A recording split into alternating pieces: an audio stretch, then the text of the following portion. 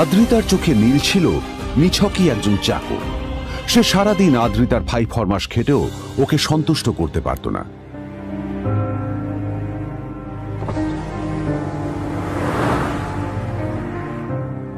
এত কিছুর পরেও কেন একজন ধনী বাবা তার মেয়েকে গরিব ছেলের সাথে বিয়ে দিলেন?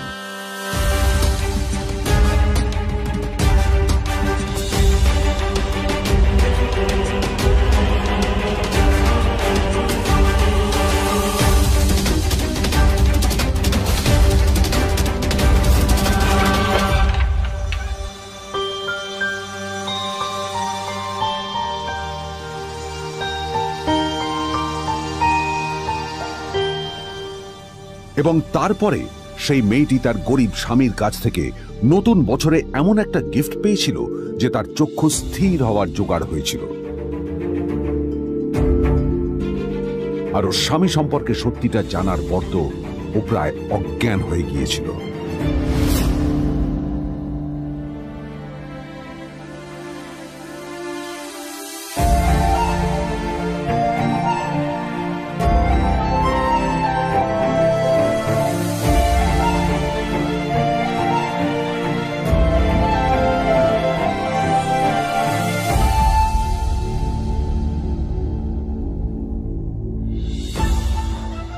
আমার বাবা সবচেয়ে বড় ভুল করেছে তোমার মতো একটা গরিব ছেলের সাথে আমার বিয়ে দিয়ে।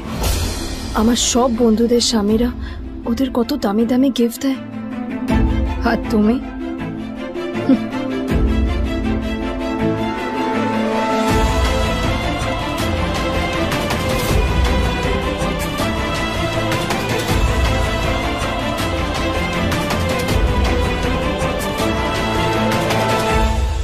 আদ্রিতা তার বাবার কথায় নীলকে বিয়ে তো করেছিল, কিন্তু ও শর্ত দিয়েছিল যেন বাড়ির বাইরের কেউ না জানতে পারে যে নীল ওর স্বামী।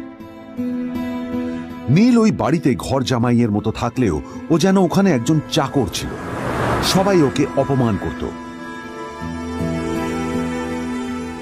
ওই বাড়িতে না ও ঠিক মতো খাবার পেত, আর না ওর কোনো আলাদা ঘর ছিল। কখনো কার্পেটের উপর ঘুমোতো, তো কখনো আবার পোষা কুকুরের ঘরের পাশে নীলকে ঘুমোতে হতো।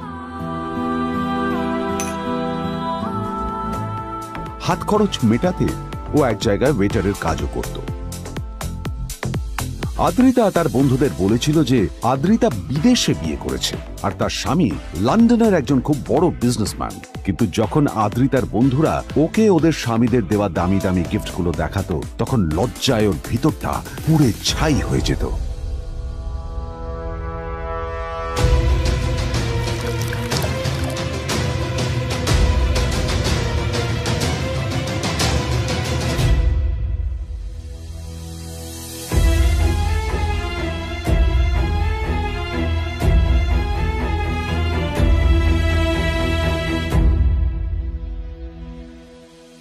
এই যে শোনো, নিউ ইয়ারে আমার একটা গিফট চাই তোমার থেকে। আর গিফট যেন দামি হয়, হ্যাঁ, মানে খুব দামি, কয়েক লাখ টাকা। ওকে? কয়েক লাখ টাকা? কিন্তু অদ্রিতা, এত টাকা আমি একসাথে কখনো দেখিনি। তোমাকে এত দামি গিফট আমি কি করে দেব? এটা তো তোমার বিয়ে করার আগে ভাবা উচিত ছিল। একজন পুরুষ মানুষ হয়ে নিজের স্ত্রীর এইটুকু ইচ্ছা তুমি পূরণ করতে পারবে না? স্ত্রীর এই কথাগুলো নীলকে আহত করে। নিঃশব্দে ওখান থেকে চলে যায় নীল।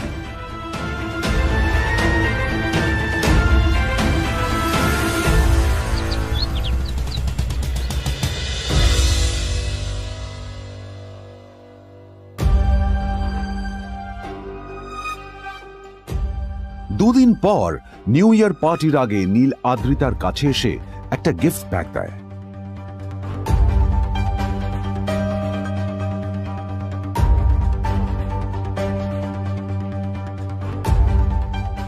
আদ্রিতা মুখ বেজার করে বাক্সটা খুলল, তবে তারপর বাক্সের ভেতরে গিফটটা দেখতেই ও চমকে গেল।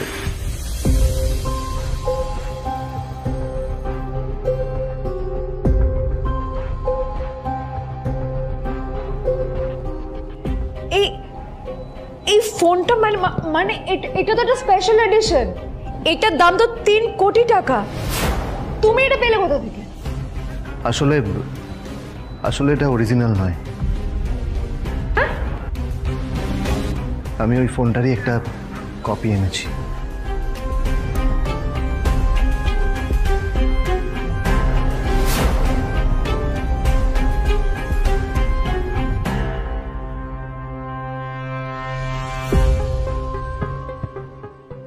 কিন্তু আদ্রিতার নীলের কথা একটু সন্দেহ হয়, কারণ ফোনটা দেখে একেবারেই আসল বলেই মনে হচ্ছিল। পরের দিনই আদ্রিতা ওই কোম্পানির শোরুমে গেল। এই ফোনটা একটু দেখুন না প্লিজ। ওয়াও, আচ্ছা ম্যাম, আপনি কি মিস্টার রয় চৌধুরীর বন্ধু? কে মিস্টার রয় চৌধুরী? ও, আপনি কি ওই রয় চৌধুরী গ্রুপ অফ ইন্ডাস্ট্রিজের মালিকের কথা বলছেন? হ্যাঁ। না না, আমি ওনাকে চিনি না। আমি কেন, আমার মনে হয় কেউই ওনাকে চেনে না। বড় বড় মানুষেরাই ওনা দেখা পান না। আমিও কোনোদিন ওনাকে দেখিনি, কিন্তু সাডেনলি আপনি এই প্রশ্নটা করলেন কেন? অ্যাকচুয়ালি ম্যাম, আপনার হাতের এই ফোনটা আসলে এটা ফোনের স্পেশাল এডিশন। এই কাটিং, এই ডিজাইন, এই লোগো, এটা জাল করা ইজ নেক্সট টু ইম্পসিবল। আর গোটা ভারতে বিক্রি হওয়া এই ফোনের সেকেন্ড পিস এটা, যেটা মিস্টার রয় চৌধুরী কিনেছিলেন। সেজন্যই জিজ্ঞেস করছি ম্যাম, আপনি এই ফোনটা কোথা থেকে পেলেন? তবে কি নীল মিস্টার রয় চৌধুরী, নাকি নীল এই ফোনটা চুরি করেছে? বেকার নীলের কাছেই কোটি টাকার ফোন কোথা থেকে এলো? নীলের সত্যিটা তাহলে কি? আর ও যদি সত্যি বড়লোক হয়ে থাকে, তবে ও নিজের শ্বশুর বাড়িতে খরচামাই হয়েই বা থাকে কেন? আদ্রিতা এসব কথাই মনে মনে ভাবছিল। তবে আদ্রিতার বিশ্বাস ছিল যে কোনো না কোনো মতলব করেই নীল এই ফোনটা আদ্রিতার জন্য নিয়ে এসেছিল। কিছুদিন পর আদ্রিতা সেই ফোনটার কথা ভুলে গেল। নীল সকাল সকাল ঘুরতে বেরিয়েছে বাইরে।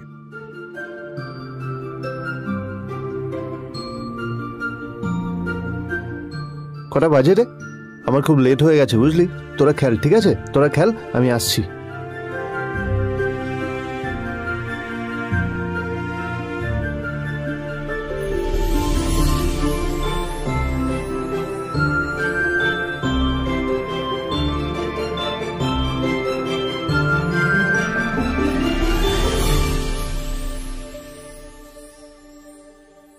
নীল, জল পড়ছে না কেন দেখো না।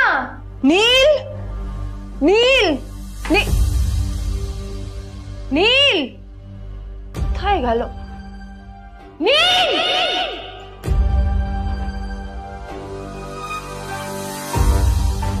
নীল, নীলকে ডাকছে কেন বলতো? ওইদিকে বাড়িতে আদ্রিতা আর চিত্রা আশ্চর্য হয়ে গেল যে নীল হঠাৎ কোথায় উধাও হয়ে গেল।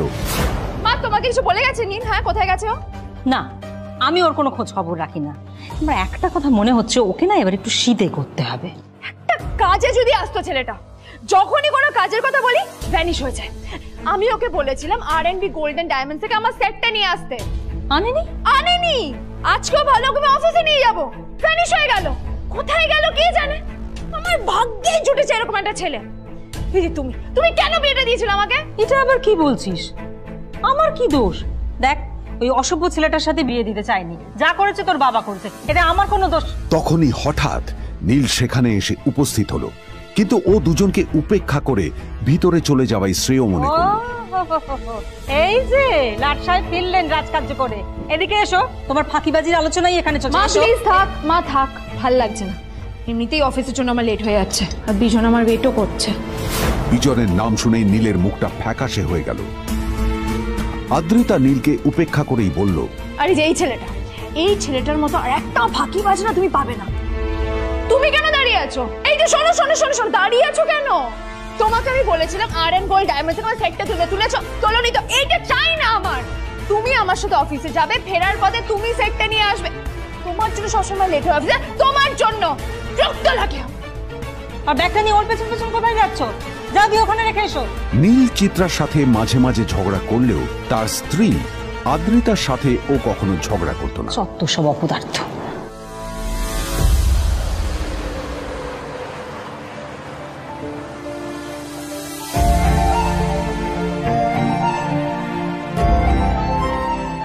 কিছুক্ষণের মধ্যেই তারা আদ্রিতার অফিসে পৌঁছে গেল। আদ্রিতা গাড়ি থেকে নামতে নামতে দেখলো যে তার কাছে অনেকগুলো ফাইল আছে। নীলের দিকে তাকিয়ে ওকেই ফাইলগুলো নিয়ে ভেতরে আসতে বলল। চলো, হা করে দাঁড়িয়ে আছো কেন? ফাইলগুলো নিয়ে ভেতরে এসো।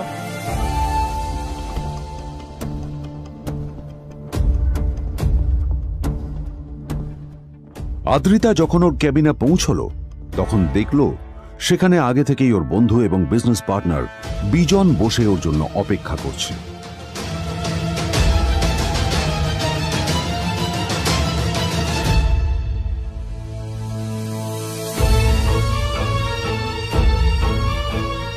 কোথায় ছিলে বলো?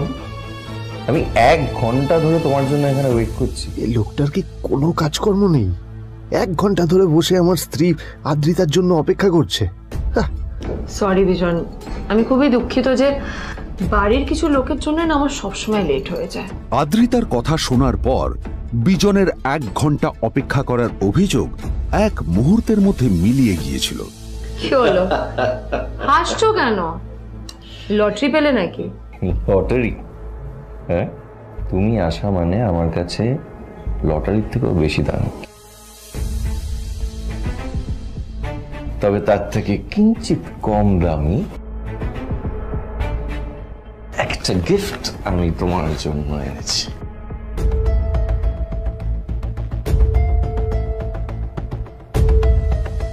This is a rare diamond necklace for you.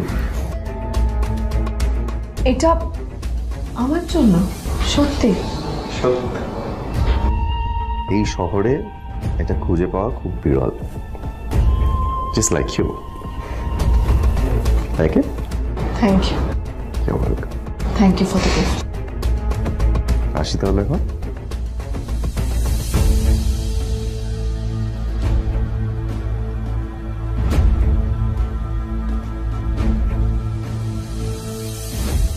Adrita, আমি আজ পর্যন্ত তোমাকে কোনো রকম উপদেশ দিইনি, কিন্তু আজ আমি তোমাকে বলতে বাধ্য হচ্ছি। এই যে এই লোকটা তোমাকে শুধুমাত্র ইমপ্রেস করার জন্য একটা নকল সস্তার হীরের গয়না দিয়ে গেছে। এরকম একটা লোকের সাথে তোমার মেশা উচিত না। ভবিষ্যতে কিন্তু তুমি বিপদে পড়বে।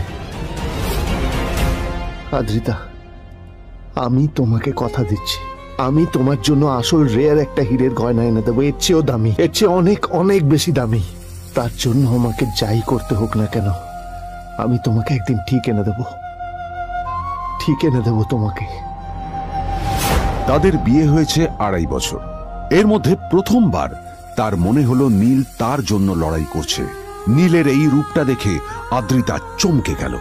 আজ প্রথমবারের মতো আদ্রিতার মনে প্রশ্ন এলো, নীলকে নিজের থেকে দূরে সরিয়ে রেখে আমি কি কোনো ভুল করছি? না না, এটা আমি কি ভাবছি? বিজন আমার বিজনেস পার্টনার, ও আমাদের মেইন ইনভেস্টর। নীলের এই অ্যাকশনের কারণে বিজন আমার কোম্পানি থেকে ব্যাক আউট করে গেলে কি হবে?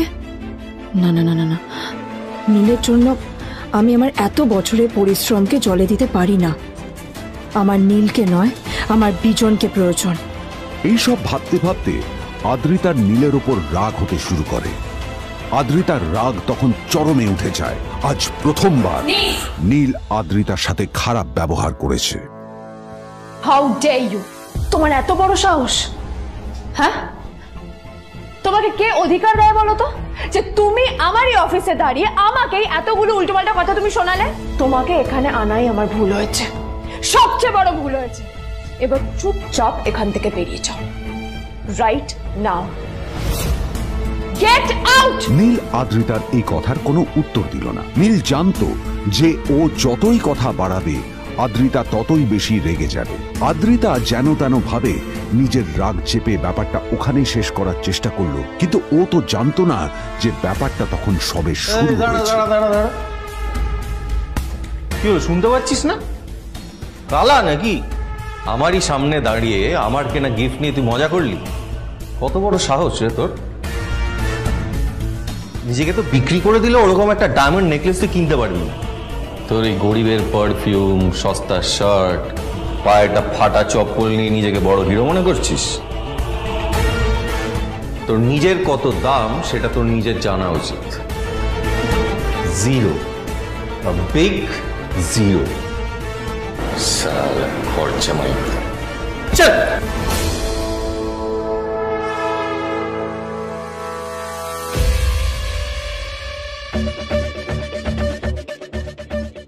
নীল তখনও ঝামেলা করার মেজাজ ছিল না, কিন্তু যখন কেউ অন্যের নীরবতা সুযোগ নিতে শুরু করে তখন কথা বলাটা প্রয়োজন।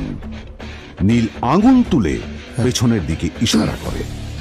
প্রথম কথা, ওই যে ওখানে দাঁড়িয়ে আছে, ও আমার স্ত্রী।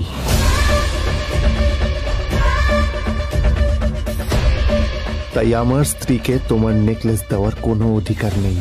ওকে যদি নেকলেস দিতে হয় তাহলে আমি দেব। তাই এসব ফ্রডগিরি বন্ধ করো।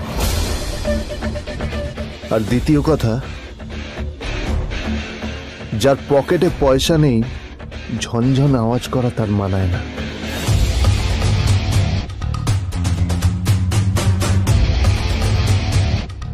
নীল বিজনকে তার সোয়াগ দেখিয়ে বেরিয়ে গেল।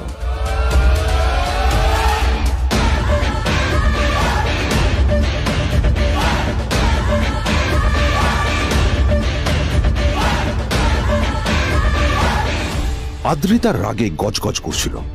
ওর জ্বলন্ত চোখের সামনে শুধু নীলের মুখটা ভেসে উঠছিল। ও যতই নীলের কথা ভাবছিল ততই ওর রাগ বেড়ে যাচ্ছিল। গত কয়েক মাস ধরে আদ্রিতার কোম্পানির অবস্থা একেবারেই ভালো ছিল না। আদ্রিতা তা সামলানোর আপ্রাণ চেষ্টা করছিল। কি যে করবেও সেইটাই বুঝে উঠতে পারছিল না। তারপর বিজনের সাথে ওর দেখা হলো, আর তখনই বিজনের সাথে ওর বন্ধুত্ব হলো।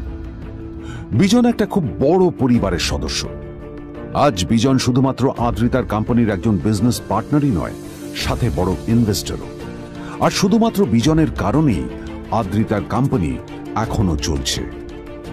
এই কোম্পানির সমস্ত লস বিজনই বহন করে এবং আদ্রিতারও ওকে তাই খুব প্রয়োজন। বিজনের সাথে বন্ধুত্ব করা আদ্রিতার পক্ষে সহজ কাজ ছিল না। অনেক কাঠখড় পুড়িয়ে আদ্রিতা ওর কাছাকাছি এসেছিল।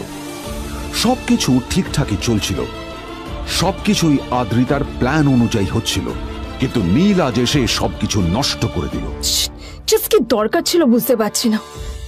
কি দরকার ছিল নীলের বিজনকে এতগুলো কথা শোনানোর? এবার বিজন আমাকে টাকা দেবে কিনা সেটাও জানি না। আমার কোম্পানিতে ইনভেস্ট করতে চাইবে কিনা সেটাও বুঝতে পারছি না। কি করব?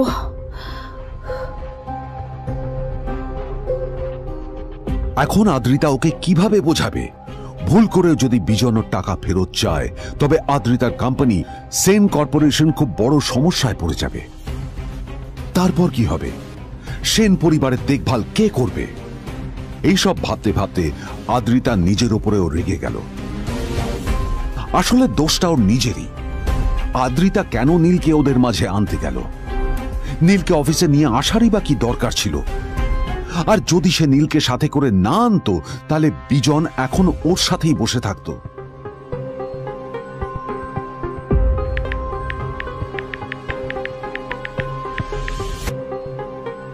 প্যামেলা, আমি মিটিংয়ে বেরোবো, আমার চেঞ্জটা একটু নিয়ে এসো প্লিজ। Thank you. আর অন্যদিকে সেন কর্পোরেশনের অফিস থেকে বেরিয়ে নীলের খুব ফুরফুরে লাগছিল। তখনই হঠাৎ ওর ফোনটা বেজে উঠল। ফোনটা ছিল মিস্টার রায় চৌধুরীর। তিনি ছিলেন শহরের সব থেকে বড় বিজনেসম্যান। হ্যাঁ মিস্টার রায় চৌধুরী, আমি আপনাকেই ফোন করতে যাচ্ছিলাম। আমি একজন বিশেষ লোকের সাথে তোমার একটা মিটিং ফিক্স করেছি। ওর অ্যাড্রেস আমি তোমাকে টেক্সট করে দিয়েছি। আমি চাই তুমি ওই লোকটার সাথে মিট করো। ঠিক আছে, আমি যে কোনো কারোর সাথে দেখা করতে পারি, কিন্তু তার জন্য আপনাকে আমার দুটো শর্ত মানতে হবে। প্রথমটা, আমার জন্য একটা রেয়ার হীরের নেকলেস আপনাকে জোগাড় করে আনতে হবে। আর দ্বিতীয়টা, আমি আপনাকে টেক্সট করছি, এটাও কিন্তু একই রকম জরুরি। এই দুটো কাজ আপনাকে যত তাড়াতাড়ি সম্ভব করে ফেলতে হবে আমার জন্য, ঠিক আছে? তোমার অ্যাকাউন্টে কিছু টাকা পাঠিয়েছি। কিছু জামা কাপড় কেন, যাতে তুমি ভদ্র সমাজে আসার যোগ্য হও, আর তোমাকে আমি স্বামীর পরিচয় দিতে লজ্জা না পাই। তোমার কারণে আমার পরিবার লজ্জা পাবে, আমি সেটা চাই না।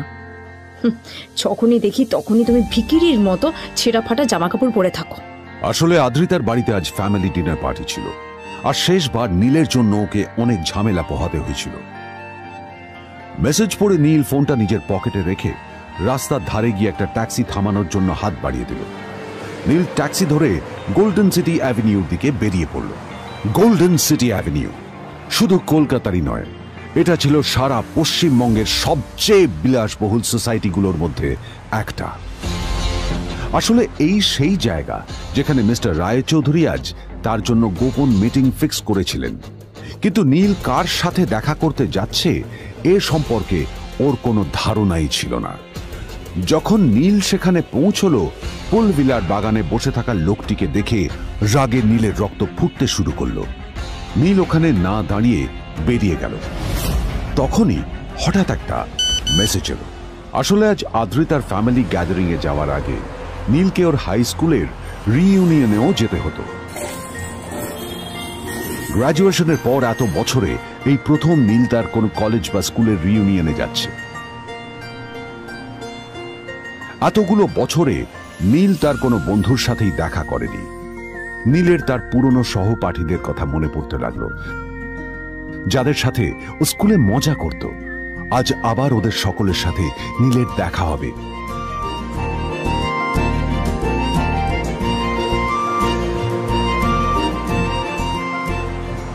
আর এই সব কিছু ভেবেই নীল এক্সাইটেড হয়ে যাচ্ছিল। আসলে সোহিনীকে নীল তার স্কুল টাইমে পছন্দ করত।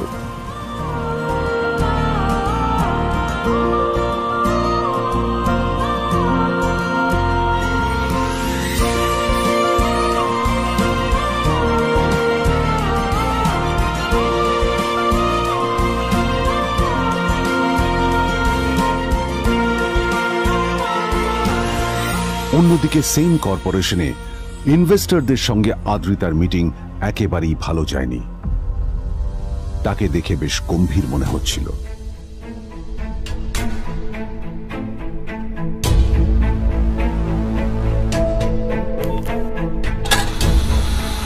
ভাই, পৃথিবীতে এমন লোকও আছে, কি দেমাগ দেখলি? হ্যাঁ, কাজকর্ম তো কিছু করার নেই, আর কিছু করেও না। হ্যাঁ, শুধু চলে এসছে আমাদের ম্যাডামকে রাখাতে। এই 1 বছরে না কিচ্ছু বদলায়নি। আরে আমি তো ভেবেছিলাম যে এর সাথে ম্যাডামের আর কোনো সম্পর্কই নেই, কিন্তু না, এখন যা দেখছি উল্টে ম্যাডামের মাথায় উঠে নাচছে। আমার মাঝে মাঝে মনে হয় এদের দুজনের বিয়ে কিভাবে হলো। আর বিয়ে তো অনেক পরের কথা, 2 বছর হয়ে গেল, এদের এখনো ডিভোর্স হলো না। হ্যাঁ, আমার তো ভাবলে কিরকম অবাক লাগছে। যা বলেছিস।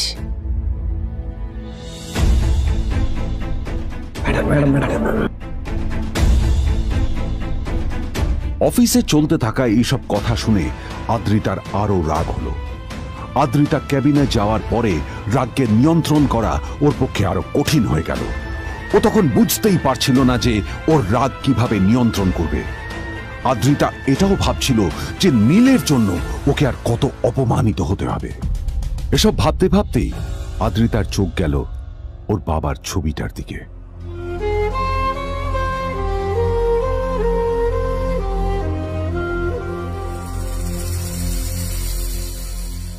আমি তো তোমার সবচেয়ে প্রিয় মেয়ে ছিলাম বাবা, তাই আমি সবসময় ভেবেছি যে তুমি আমার জন্য যাকে সিলেক্ট করবে সে সব থেকে শ্রেষ্ঠ হবে। তাই আমি নিজে থেকে কখনো কোনো রিলেশনশিপে যাইনি, আর তোমার কাছে বিয়ের কোনো শর্তও রাখিনি। কিন্তু তুমি না আমার সাথে কি করলে? এই গাধাটার সাথে আমাকে বিয়ে দিলে। আমার জীবনটা নষ্ট হয়ে গেল, শেষ হয়ে গেল।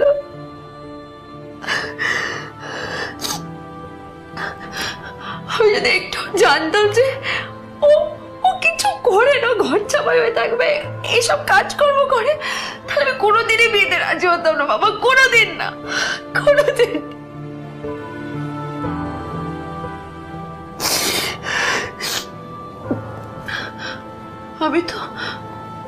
আমি তো সবসময় ভাবতাম যে বাবা মারা তাদের সন্তানের ভালো চায়, কল্যাণ চায়, তাদের জন্য চিন্তা করে, কিন্তু কিন্তু বাবা তুমি আমার জন্য একটু চিন্তা করোনি। তুমি শুধু তোমার শেষ কর্তব্যটুকু করতে চেয়েছিলে, শেষ ইচ্ছাটুকু রাখতে চেয়েছিলে, পালন করা হয়ে গেছে। আর আমাদের তুমি ছেড়ে চলে গেলে, তুমি আমাকে ছেড়ে চলে গেলে। অন্যদিকে নীল রিউনিয়ন পার্টির জন্য হোটেল প্রাইম স্টারের দিকে রওনা হলো। হোটেল প্রাইম স্টার ছিল শহরের সবচেয়ে দামি হোটেল। ওখানে শহরের সব বড় লোকেরা যাতায়াত করত। নীল যখনই তার পুরনো বাইকটা নিয়ে ওখানে পৌঁছলো, ওর পুরনো জামা কাপড়, পুরনো বাইক আর ওর পায়ে ছেঁড়া চপ্পল দেখে সিকিউরিটি গার্ড ওকে গেটের বাইরেই আটকে দিল। কোথায় যাচ্ছিস শালা ভিখিরি? না না দাদা, আপনি আমাকে ভুল বুঝছেন। আসলে আমাকে ইনভাইট করা হয়েছে, আমি এই হোটেলেই এসেছি। শালা মিথ্যে কথা বলার জায়গা পাস না? হ্যাঁ, মিথ্যে কথা বলার আগে নিজের চেহারাটা তো দেখতিস। এটা একটা প্রাইম হোটেল, বুঝেছিস? এখানে সব শহরের বড় বড় লোকেরা তাদের বড় বড় গাড়ি নিয়ে আসে।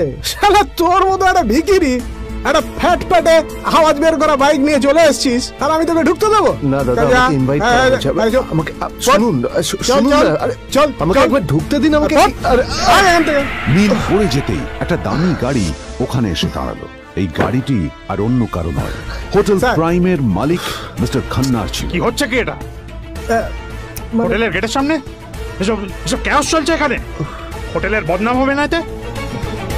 স্যার দেখুন না, এই যে ভিখিরিটা হোটেলে ঢুকতে যাচ্ছে, আমি বারণ করছি, শুনছে না স্যার? Shut up! আপনি কি করতে আছেন? কে কি হচ্ছে দেখি দেখি কে? মিস্টার খান্না তার চশমা খুলে নীলের দিকে দেখলেন, আর ওনার মুখটা হাঁ হয়ে গেল।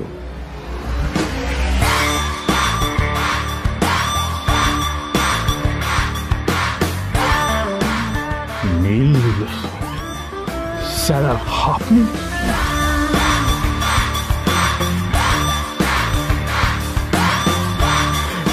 Extremely sorry sir. Sir sir আপনি একটা ইনফর্ম করেননি কেন আমাকে? আপনি আসবেন জানলে তো আমি নিজে রিসিভ করতে আসতাম আপনাকে। ঠিক আছে, আপনি ব্যস্ত হবেন না প্লিজ। জানোইনি কে? নিজের বসকে এভাবে একজন ভিখারিকে হাতে পায়ে ধরতে দেখে গার্ডটিও অবাক হয়ে গেল। আরে sir, sorry sir, extremely sorry, আপনি আমার সঙ্গে আসুন। সরি স্যার, সরি, ভুল হয়ে গেছে স্যার। সালাম স্যার। নীল কি তবে সত্যিই একজন খুব বড়লোক কেউ?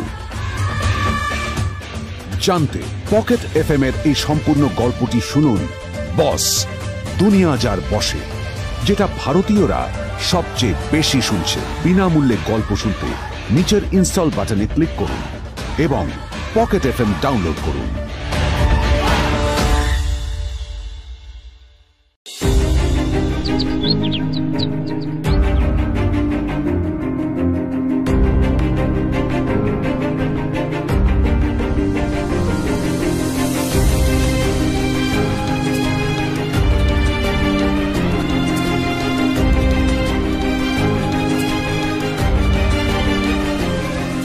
আদ্রিতার চোখে নীল ছিল নিছকই একজন চাকর। সে সারাদিন আদ্রিতার ফাই ফরমাস খেটেও ওকে সন্তুষ্ট করতে পারত না।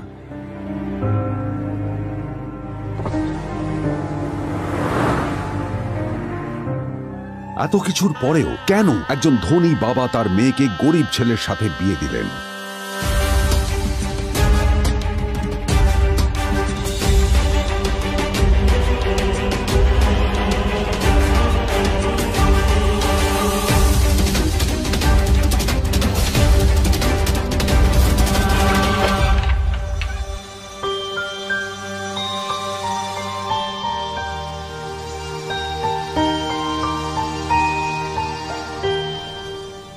এবং তারপরে সেই মেয়েটি তার গরিব স্বামীর কাছ থেকে নতুন বছরে এমন একটা গিফট পেয়েছিল যে তার চক্ষু স্থির হওয়ার জোগাড় হয়েছিল। আর ওর স্বামী সম্পর্কে সত্যিটা জানার পর তো ও প্রায় অজ্ঞান হয়ে গিয়েছিল।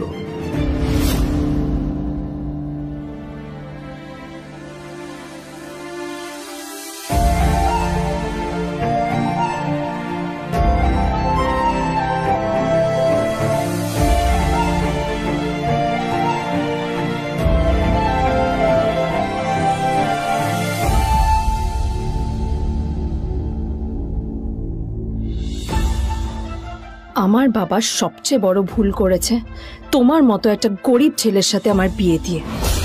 আমার সব বন্ধুদের স্বামীরা ওদের কত দামি দামি গিফট দেয়, আর তুমি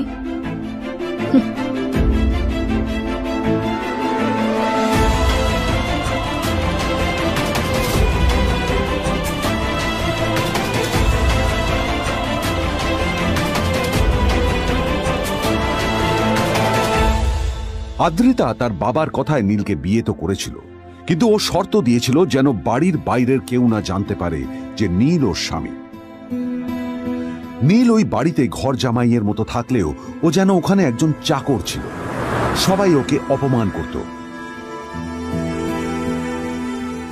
ওই বাড়িতে না ও ঠিক মতো খাবার পেত, আর না ওর কোনো আলাদা ঘর ছিল। কখনো কার্পেটের উপর ঘুমোতো, তো কখনো আবার পোষা কুকুরের ঘরের পাশে নীলকে ঘুমোতে হতো।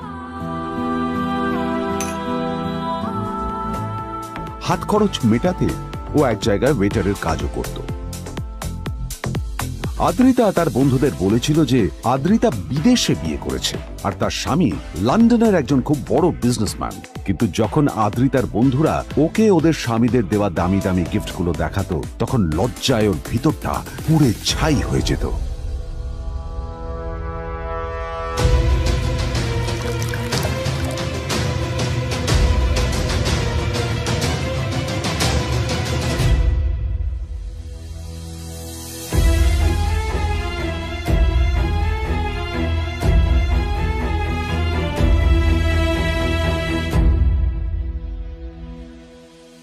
এই যে শোনো, নিউ ইয়ারে আমার একটা গিফট চাই তোমার থেকে। আর গিফট যেন দামি হয়, হ্যাঁ, মানে খুব দামি, কয়েক লাখ টাকা। ওকে? কয়েক লাখ টাকা? কিন্তু অদ্রিতা, এত টাকা আমি একসাথে কখনো দেখিনি। তোমাকে এত দামি গিফট আমি কি করে দেব? এটা তো তোমার বিয়ে করার আগে ভাবা উচিত ছিল। একজন পুরুষ মানুষ হয়ে নিজের স্ত্রীর এইটুকু ইচ্ছা তুমি পূরণ করতে পারবে না? স্ত্রীর এই কথাগুলো নীলকে আহত করে। নিঃশব্দে ওখান থেকে চলে যায় নীল।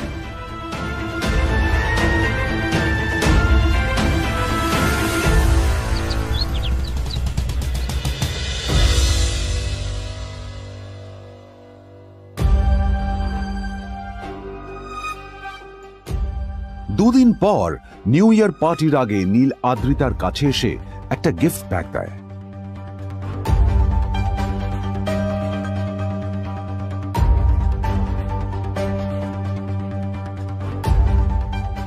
আদ্রিতা মুখ বেজার করে বাক্সটা খুলল, তবে তারপর বাক্সের ভেতরে গিফটটা দেখতেই ও চমকে গেল।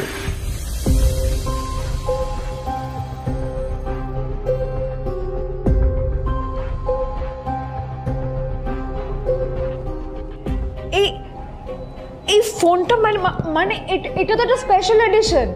এটার দাম তো 3 কোটি টাকা। তুমি এটা পেলে কোথা থেকে?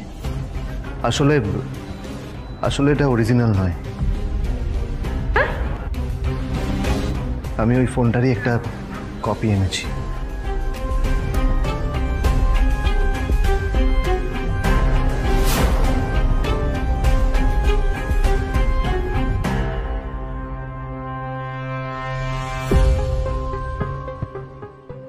কিন্তু আদ্রিতার নীলের কথা একটু সন্দেহ হয়, কারণ ফোনটা দেখে একেবারেই আসল বলেই মনে হচ্ছিল। পরের দিনই আদ্রিতা ওই কোম্পানির শোরুমে গেল। এই ফোনটা একটু দেখুন না প্লিজ। ওয়াও, আচ্ছা ম্যাম, আপনি কি মিস্টার রয় চৌধুরীর বন্ধু? কে মিস্টার রয় চৌধুরী? ও, আপনি কি ওই রয় চৌধুরী গ্রুপ অফ ইন্ডাস্ট্রিজের মালিকের কথা বলছেন? হ্যাঁ। না না, আমি ওনাকে চিনি না। আমি কেন, আমার মনে হয় কেউই ওনাকে চেনে না। বড় বড় মানুষেরাই ওনা দেখা পান না। আমিও কোনোদিন ওনাকে দেখিনি। কিন্তু সাডেনলি আপনি এই প্রশ্নটা করলেন কেন? অ্যাকচুয়ালি ম্যাম, আপনার হাতের এই ফোনটা আসলে এটা ফোনের স্পেশাল এডিশন। এই কাটিং, এই ডিজাইন, এই লোগো, এটা জাল করা ইজ নেক্সট টু ইম্পসিবল। আর গোটা ভারতে বিক্রি হওয়া এই ফোনের সেকেন্ড পিস এটা, যেটা মিস্টার রয় চৌধুরী কিনেছিলেন। সেজন্য জিজ্ঞেস করছি ম্যাম, আপনি এই ফোনটা কোথা থেকে পেলেন? তবে কি নীলই মিস্টার রয় চৌধুরী, নাকি নীল এই ফোনটা চুরি করেছে? বেকার নীলের কাছে এই কোটি টাকার ফোন কোথা থেকে এলো? নীলের সত্যিটা তাহলে কি? আর ও যদি সত্যি বড় লোক হয়ে থাকে, তবে ও নিজের শ্বশুর বাড়িতে খরচামাই হই বা থাকে কেন? আদ্রিতা এসব কথাই মনে মনে ভাবছিল। তবে আদ্রিতার বিশ্বাস ছিল যে কোনো না কোনো মতলব করেই নীল এই ফোনটা আদ্রিতার জন্য নিয়ে এসেছিল। কিছুদিন পর আদ্রিতা সেই ফোনটার কথা ভুলে গেল। নীল সকাল সকাল ঘুরতে বেরিয়েছে বাইরে।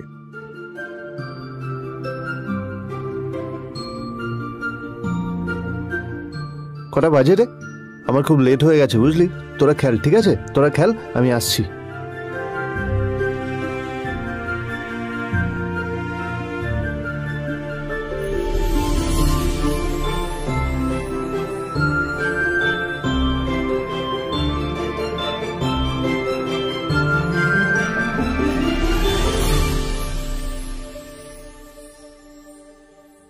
নীল, জল পড়ছে না কেন দেখো না। নীল, নীল, নীল কোথায় গেল? নীল,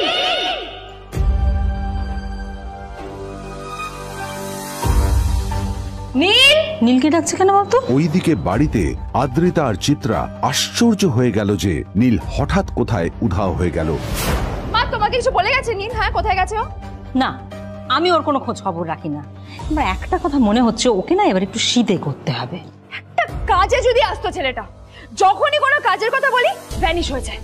আমি ওকে বলেছিলাম R&B গোল্ডেন ডায়মন্ডস থেকে আমার সেটটা নিয়ে আসতে, আনেনি। আজকেও ভালো করে অফিসে নিয়ে যাব, ভ্যানিশ হয়ে গেল। কোথায় গেল কে জানে। আমার ভাগ্যে জুটেছে এরকম একটা ছেলে। তুমি কেন বিয়েটা দিয়েছিলে আমাকে? এটা আবার কি বলছিস? আমার কি দোষ? দেখ, ওই অসভ্য ছেলেটার সাথে বিয়ে দিতে চাইনি। যা করেছে তোর বাবা করেছে, এটা আমার কোনো দোষ। তখনই হঠাৎ নীল সেখানে এসে উপস্থিত হলো, কিন্তু ও দুজনকে উপেক্ষা করে ভিতরে চলে যাওয়াই শ্রেয় মনে করল। এই যে লাট সাহেব ফিরলেন রাজকার্য করে। এদিকে এসো, তোমার ফাঁকিবাজির আলোচনাই এখানে চলছে। মা প্লিজ থাক, মা থাক, ভাল লাগছে না। এমনিতেই অফিসের জন্য আমার লেট হয়ে যাচ্ছে, আর বিজন আমার ওয়েটও করছে। বিজনের নাম শুনেই নীলের মুখটা ফ্যাকাশে হয়ে গেল। আদ্রিতা নীলকে উপেক্ষা করেই বলল, আরে যে এই ছেলেটার মতো আর একটা ফাঁকিবাজ না তুমি পাবে না। তুমি কেন দাঁড়িয়ে আছো? এই যে শোনো শোনো শোনো শোনো, দাঁড়িয়ে আছো কেন? তোমাকে আমি বলেছিলাম R&B গোল্ড ডায়মন্ডস থেকে আমার সেটটা তুলেছো, তোলোনি তো। এইটা চাই না আমার। তুমি আমার সাথে অফিসে যাবে, ফেরার পথে তুমি সেটটা নিয়ে আসবে। তোমার জন্য সবসময় লেট হয়ে অফিসে, তোমার জন্য বিরক্ত লাগে। আর ব্যাগটা নিয়ে ওর পেছন পেছন কোথায় যাচ্ছ? যা দিয়ে ওখানে রেখে এসো। নীল চিত্রার সাথে মাঝে মাঝে ঝগড়া করলেও তার স্ত্রী আদ্রিতার সাথে ও কখনো ঝগড়া করত না। সত্য সব অপদার্থ।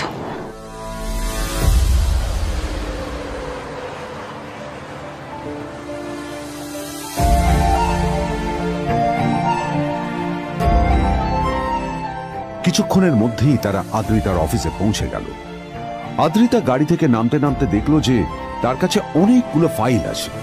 নীলের দিকে তাকিয়ে ওকেই ফাইলগুলো নিয়ে ভেতরে আসতে বলল। চলো, হা করে দাঁড়িয়ে আছো কেন? ফাইলগুলো নিয়ে ভেতরে এসো।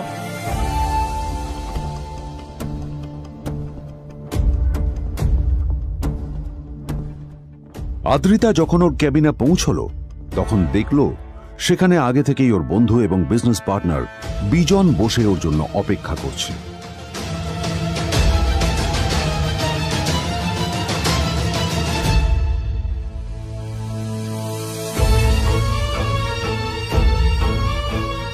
কোথায় ছিলে বলো?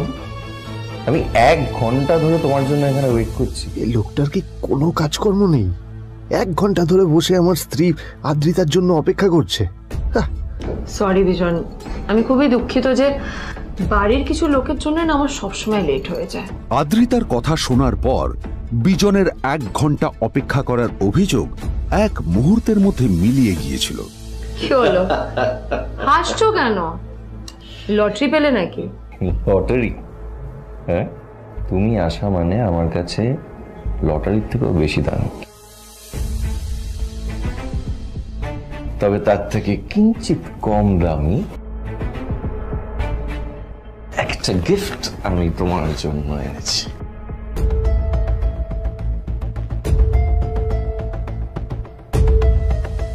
This is a rare diamond necklace for you. এটা আমার জন্য সত্যি? এই শহরে এটা খুঁজে পাওয়া খুব বিরল। Just like you. Like it? Thank you. You're welcome. Thank you for the gift. আসি তাহলে এখন।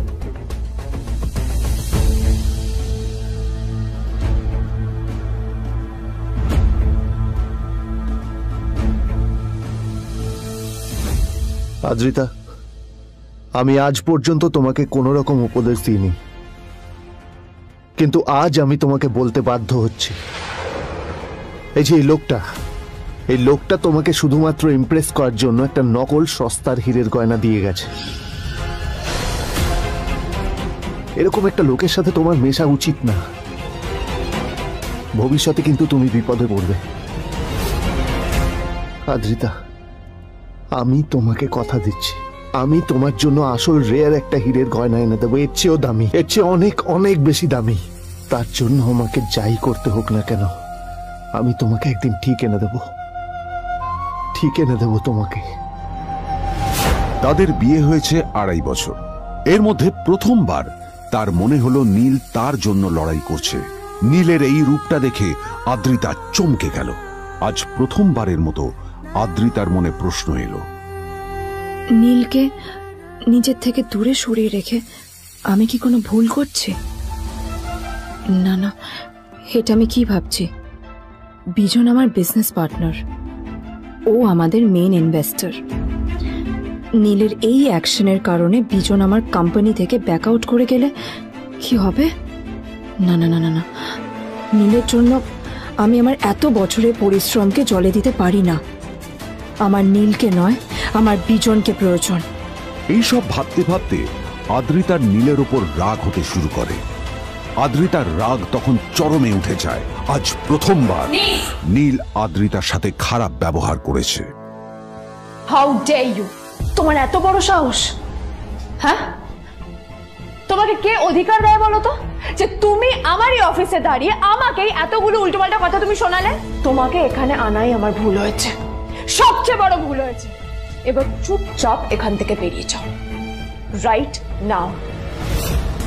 Gate out! নীল আদ্রিতার এই কথার কোনো উত্তর দিল না। নীল জানতো যে ও যতই কথা বাড়াবে আদ্রিতা ততই বেশি রেগে যাবে। আদ্রিতা যেন তেন ভাবে নিজের রাগ চেপে ব্যাপারটা ওখানেই শেষ করার চেষ্টা করলো, কিন্তু ও তো জানতো না যে ব্যাপারটা তখন সবে শুরু হয়েছে। কি হলো, শুনতে পাচ্ছিস না? কালা নাকি? আমারই সামনে দাঁড়িয়ে আমার কেনা গিফট নিয়ে তুই মজা করলি? কত বড় সাহস রে তোর! নিজেকে তো বিক্রি করে দিলে ওরকম একটা ডায়মন্ড নেকলেস তুই কিনতে পারবি না। তোর এই গরিবের পারফিউম, সস্তা শার্ট, পায়ে একটা ফাটা চপ্পল নিয়ে নিজেকে বড় হিরো মনে করছিস? তোর নিজের কত দাম সেটা তোর নিজের জানা উচিত। Zero, big zero. সারা খরচা মাই চল।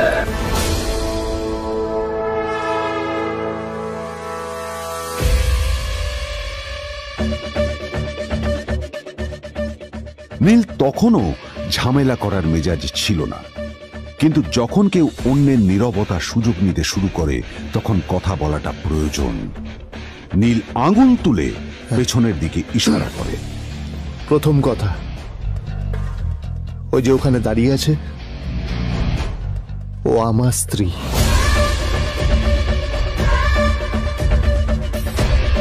তাই আমার স্ত্রীকে তোমার নেকলেস দেওয়ার কোনো অধিকার নেই। ওকে যদি নেকলেস দিতে হয় তাহলে আমি দেব। তাই এসব ফ্রডগিরি বন্ধ করো। আর দ্বিতীয় কথা, যার পকেটে পয়সা নেই ঝনঝন আওয়াজ করা তার মানায় না।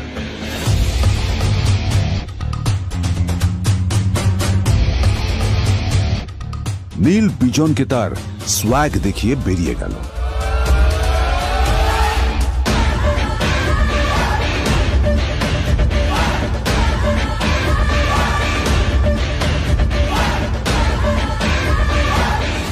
আদ্রিতার রাগে গজগজ করছিল।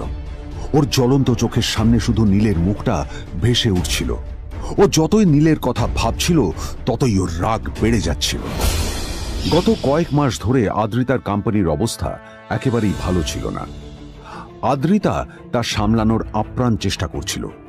কি যে করবেও সেইটাই বুঝে উঠতে পারছিল না। তারপর বিজনের সাথে ওর দেখা হলো, আর তখনই বিজনের সাথে ওর বন্ধুত্ব হলো। বিজন একটা খুব বড় পরিবারের সদস্য। আজ বিজন শুধুমাত্র আদ্রিতার কোম্পানির একজন বিজনেস পার্টনারই নয়, সাথে বড় ইনভেস্টরও।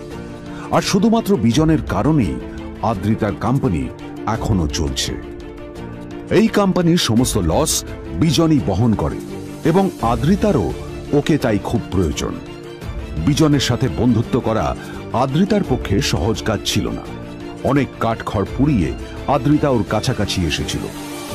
সবকিছু ঠিকঠাকই চলছিল, সবকিছুই আদ্রিতার প্ল্যান অনুযায়ী হচ্ছিল, কিন্তু নীল আজ এসে সবকিছু নষ্ট করে দিল। কি দরকার ছিল বুঝতে পারছি না। কি দরকার ছিল নীলের বিজনকে এতগুলো কথা শোনানোর? এবার বিজন আমাকে টাকা দেবে কিনা সেটাও জানি না, আমার কোম্পানিতে ইনভেস্ট করতে চাইবে কিনা সেটাও বুঝতে পারছি না। কি করব?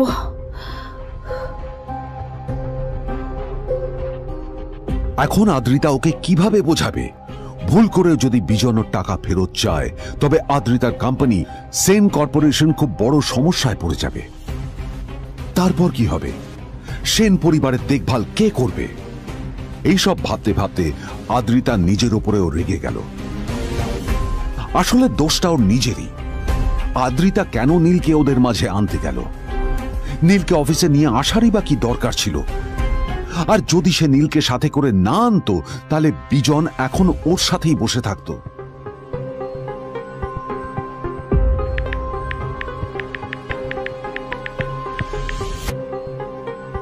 প্যামেলা, আমি মিটিং এ বেরোবো, আমার চেঞ্জটা একটু নিয়ে এসো প্লিজ।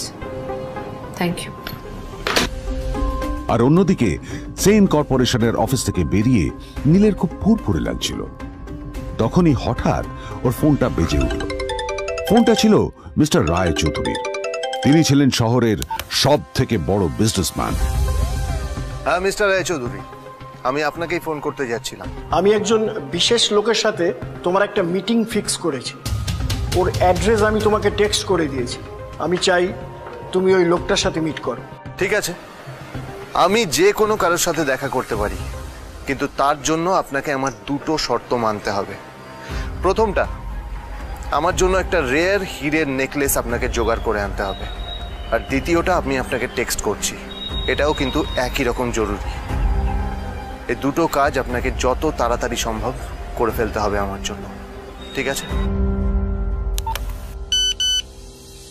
তোমার অ্যাকাউন্টে কিছু টাকা পাঠিয়েছি, কিছু জামা কাপড় কেন, যাতে তুমি ভদ্র সমাজে আসার যোগ্য হও আর তোমাকে আমি স্বামীর পরিচয় দিতে লজ্জা না পাই।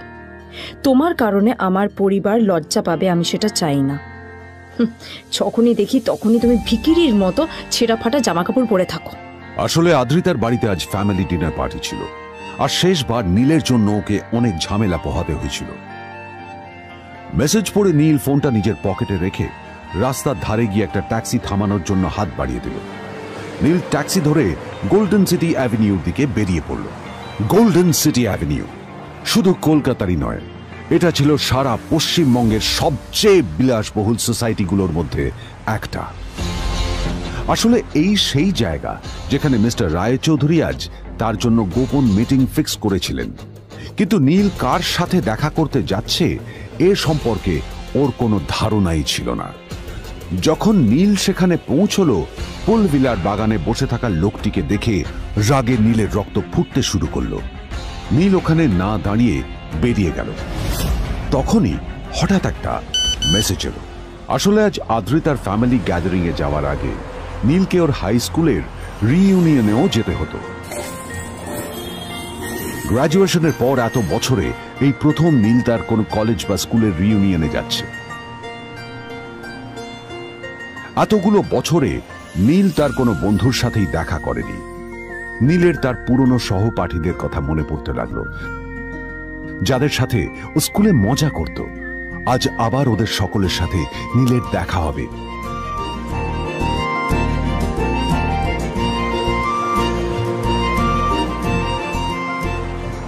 আর এই সব কিছু ভেবেই নীল এক্সাইটেড হয়ে যাচ্ছিল। আসলে সোহিনীকে নীল তার স্কুল টাইমে পছন্দ করত।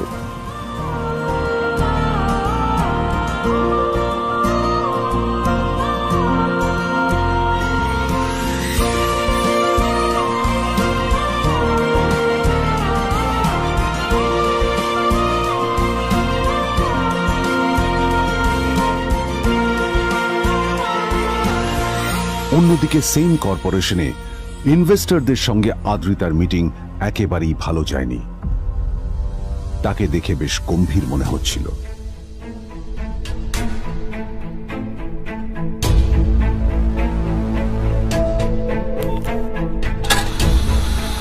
ভাই পৃথিবীতে এমন লোকও আছে, কি দিমাগ দেখলি? হ্যাঁ, কাজকর্ম তো কিছু করার নেই, আর কিছু করেও না। হ্যাঁ, শুধু চলে এসছে আমাদের ম্যাডামকে রাখাতে। এই 1 বছরে না কিচ্ছু বদলায়নি।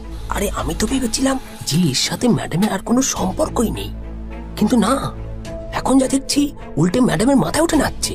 আমার মাঝে মাঝে মনে হয় এদের দুজনের বিয়ে কিভাবে হলো।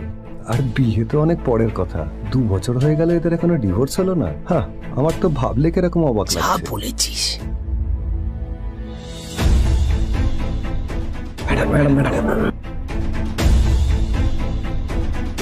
অফিসে চলতে থাকা এইসব কথা শুনে আদ্রিতার আরো রাগ হলো।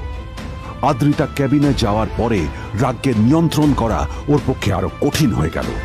ও তখন বুঝতেই পারছিল না যে ওর রাগ কিভাবে নিয়ন্ত্রণ করবে। আদ্রিতা এটাও ভাবছিল যে নীলের জন্য ওকে আর কত অপমানিত হতে হবে।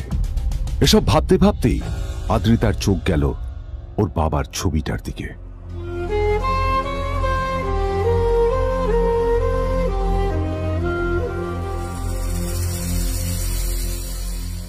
আমি তো তোমার সবচেয়ে প্রিয় মেয়ে ছিলাম বাবা,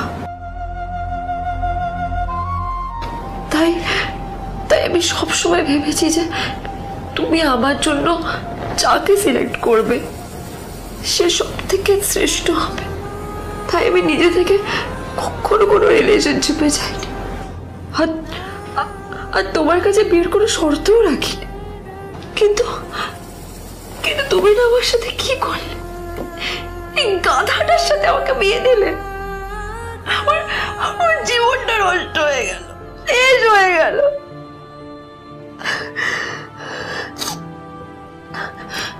আমি যদি একটু জানতাম যে ও কিছু করে না, ঘর চাপাই হয়ে থাকবে, এইসব কাজকর্ম করে, তাহলে আমি কোনোদিনই বিয়েতে রাজি হতাম না বাবা, কোনোদিন না, কোনোদিন।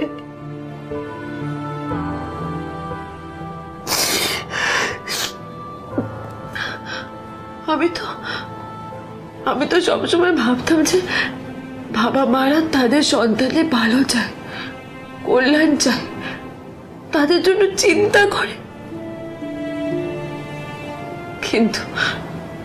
কিন্তু বাবা, তুমি আমার জন্য একটু চিন্তা করোনি। তুমি শুধু তোমার শেষ কর্তব্যটুকু করতে চেয়েছিলে, শেষ ইচ্ছাটুকু রাখতে চেয়েছিলে। পালন করা হয়ে গেছে, আর আমাদের তুমি ছেড়ে চলে গেলে। তুমি আমাকে ছেড়ে চলে গেলে। অন্যদিকে নীল রিইউনিয়ন পার্টির জন্য হোটেল প্রাইম স্টারের দিকে রওনা হলো। হোটেল প্রাইম স্টার ছিল শহরের সবচেয়ে দামি হোটেল। ওখানে শহরের সব বড় লোকেরা যাতায়াত করত। নীল যখনই তার পুরনো বাইকটা নিয়ে ওখানে পৌঁছলো, ওর পুরনো জামা কাপড়, পুরনো বাইক আর ওর পায়ে ছেঁড়া চপ্পল দেখে সিকিউরিটি গার্ড ওকে গেটের বাইরেই আটকে দিল। কোথায় যাচ্ছিস শালা ভিখিরি? না না দাদা, আপনি আমাকে ভুল বুঝছেন। আসলে আমাকে ইনভাইট করা হয়েছে, আমি এই হোটেলেই এসেছি। শালা মিথ্যে কথা বলার জায়গা পাস না? হ্যাঁ, মিথ্যে কথা বলার আগে নিজের চেহারাটা তো দেখতিস। এটা একটা প্রাইম হোটেল, বুঝেছিস? এখানে সব শহরের বড় বড় লোকেরা তাদের বড় বড় গাড়ি নিয়ে আসে। শালা তোর মতো একটা ভিখিরি একটা ফ্যাট প্যাটে আওয়াজ বের করা বাইক নিয়ে চলে এসেছিস, আর আমি তোকে ঢুকতে দেবো না? দাদা, আমাকে ইনভাইট করা হয়েছে। আমাকে শুনুন, চল আমাকে একবার ঢুকতে দিন। আমাকে নীল পড়ে যেতেই একটা দামি গাড়ি ওখানে এসে দাঁড়ালো। এই গাড়িটি আর অন্য কারো নয়, হোটেল প্রাইমের মালিক মিস্টার খান্নার ছিল। কি হচ্ছে কি এটা? হোটেলের গেটের সামনে এসব এসব ক্যাশ চলছে এখানে। হোটেলের বদনাম হবে না এতে? স্যার দেখুন না, এই যে ভিখিরিটা হোটেলে ঢুকতে যাচ্ছে, আমি বারণ করছি, শুনছে না স্যার। Shut up! আপনি কি করতে আছেন? কে কি হচ্ছে দেখি দেখি কে? মিস্টার খান্না তার চশমা খুলে নীলের দিকে দেখলেন, আর ওনার মুখটা হাঁ হয়ে গেল।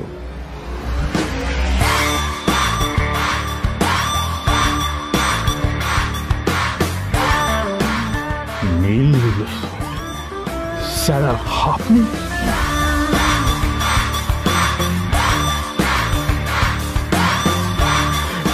Extremely sorry sir. Sir sir আপনি একটা ইনফর্ম করেননি কেন আমাকে? আপনি আসবেন জানলে তো আমি নিজে রিসিভ করতে আসতাম আপনাকে। ঠিক আছে, আপনি ব্যস্ত হবেন না প্লিজ। জানোইনি কে? নিজের বসকে এভাবে একজন ভিখারিকে হাতে পায়ে ধরতে দেখে গার্ডটিও অবাক হয়ে গেল। আরে sir, sorry sir, extremely sorry, আপনি আমার সঙ্গে আসুন। সরি স্যার, সরি, ভুল হয়ে গেছে স্যার। সালাম স্যার। নীল কি তবে সত্যিই একজন খুব বড়লোক কেউ? জানতে পকেট এফএম এর এই সম্পূর্ণ গল্পটি শুনুন বস, দুনিয়া যার বসে, যেটা ভারতীয়রা সবচেয়ে বেশি শুনছে। বিনামূল্যে গল্প শুনতে নিচের ইনস্টল বাটনে ক্লিক করুন এবং পকেট এফএম ডাউনলোড করুন।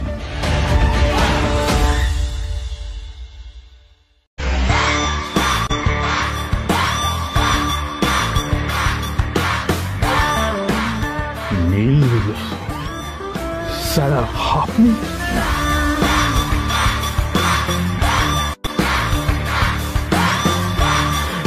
Extremely sorry sir. Sir sir আপনি একটা ইনফর্ম করেননি কেন আমাকে? আপনি আসবেন জানলে তো আমি নিজে রিসিভ করতে আসতাম আপনাকে। ঠিক আছে, আপনি ব্যস্ত হবেন না প্লিজ। জানোইনি কে? নিজের বসকে এভাবে একজন ভিখারিকে হাতে পায়ে ধরতে দেখে গার্ডটিও অবাক হয়ে গেল। আরে sir, sorry sir, extremely sorry, আপনি আমার সঙ্গে আসুন। সরি স্যার, সরি, ভুল হয়ে গেছে স্যার। সালাম স্যার। নীল কি তবে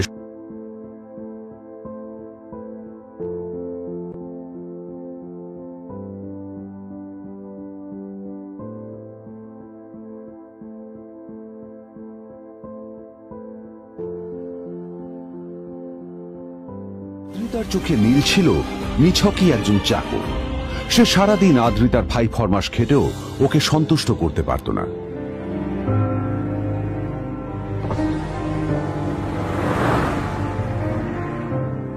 এত কিছুর পরেও কেন একজন ধনী বাবা তার মেয়েকে গরিব ছেলের সাথে বিয়ে দেন?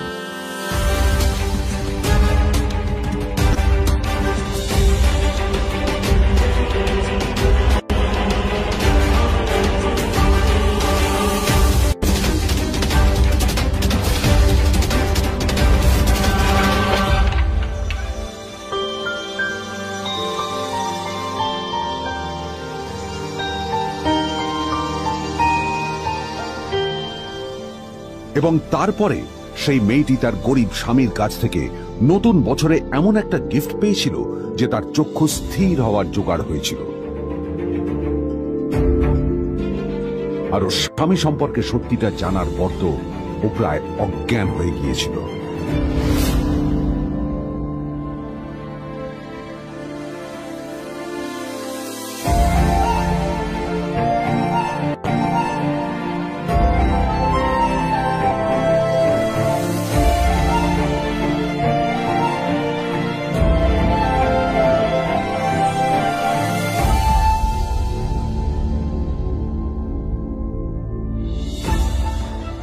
আমার বাবা সবচেয়ে বড় ভুল করেছে তোমার মতো একটা গরিব ছেলের সাথে আমার বিয়ে দিয়ে।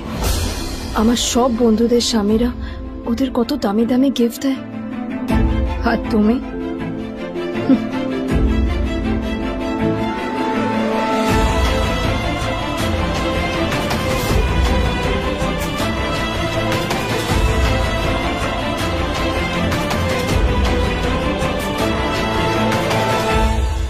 আদ্রিতা তার বাবার কথায় নীলকে বিয়ে তো করেছিল, কিন্তু ও শর্ত দিয়েছিল যেন বাড়ির বাইরের কেউ না জানতে পারে যে নীল ওর স্বামী।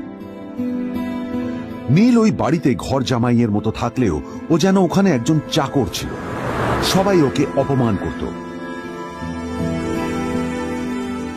ওই বাড়িতে না ও ঠিক মতো খাবার পেত, আর না ওর কোনো আলাদা ঘর ছিল। কখনো কার্পেটের উপর ঘুমোতো, তো কখনো আবার পোষা কুকুরের ঘরের পাশে নীলকে ঘুমোতে হতো।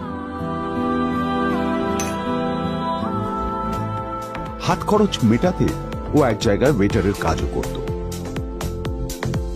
আদ্রিতা তার বন্ধুদের বলেছিল যে আদ্রিতা বিদেশে বিয়ে করেছে, আর তার স্বামী লন্ডনের একজন খুব বড় বিজনেসম্যান।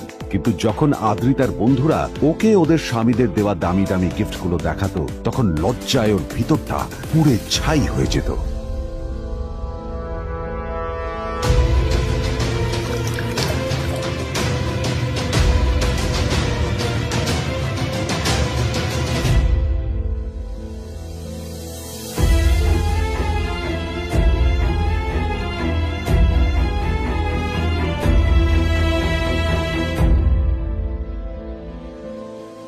এই যে শোনো, নিউ ইয়ারে আমার একটা গিফট চাই তোমার থেকে। আর গিফট যেন দামি হয়, হ্যাঁ, মানে খুব দামি, কয়েক লাখ টাকা। ওকে? কয়েক লাখ টাকা? কিন্তু অদ্রিতা, এত টাকা আমি একসাথে কখনো দেখিনি। তোমাকে এত দামি গিফট আমি কি করে দেব? এটা তো তোমার বিয়ে করার আগে ভাবা উচিত ছিল। একজন পুরুষ মানুষ হয়ে নিজের স্ত্রীর এইটুকু ইচ্ছা তুমি পূরণ করতে পারবে না? স্ত্রীর এই কথাগুলো নীলকে আহত করে। নিঃশব্দে ওখান থেকে চলে যায় নীল।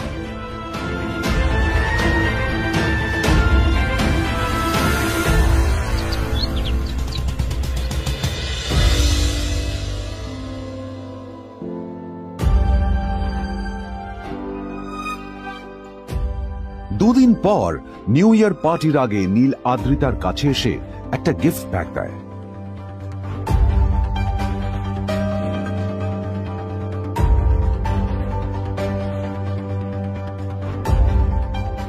আদ্রিতা মুখ বেজার করে বাক্সটা খুলল, তবে তারপর বাক্সের ভেতরে গিফটটা দেখতেই ও চমকে গেল।